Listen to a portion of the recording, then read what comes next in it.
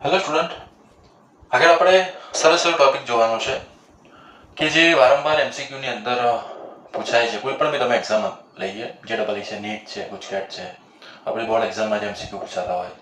પ્રશ્ન એવી રીતો છે કે બે વિદ્યુત ડાયપોલ લઈએ છે અને એને અમુક અંતરે મૂકવામાં આવે તો વચ્ચે લાગતું બળ કેટલું હશે આપણે અહીંયા જોવાનું છે.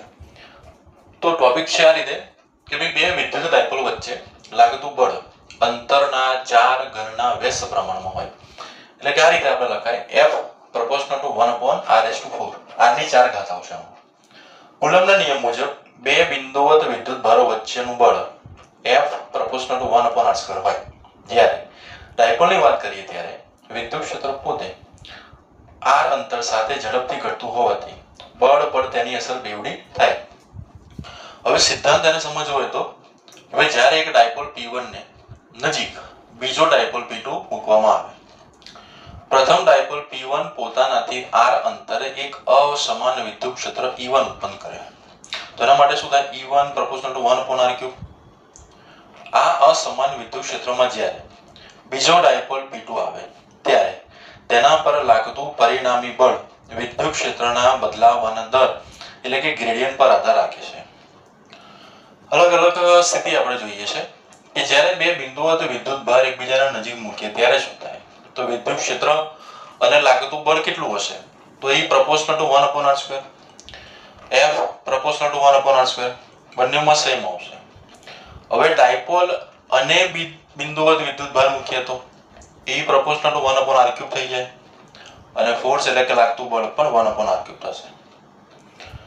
હવે એવું કહેશે કે ડાયપોલ પ્લસ ડાયપોલ એટલે કે બે ડાયપોલની વાત કરીએ ત્યારે વિદ્યુત ક્ષેત્ર જુઓ E proportional to 1/r³, પરંતુ બળ જે છે F proportional to 1/r⁴ થાય. તો અલગ અલગ કન્ડિશન માટે આપણે યાદ રાખવું પડશે કે માત્ર જો આ બંનેમાં તો સરખું આવશે, વિદ્યુત ક્ષેત્ર અને લાગતું બળ પણ અંતર સ્ક્વેર છે, અહીંયા r³ છે, પરંતુ જ્યારે બે ડાયપોલની વાત કરીએ ત્યારે વિદ્યુત ક્ષેત્ર તો 1/r³ આવશે, પરંતુ બળ જે છે એના 4 ઘનના ઘાતના વ્યસ્ત પ્રમાણમાં હોય એવું કહે છે.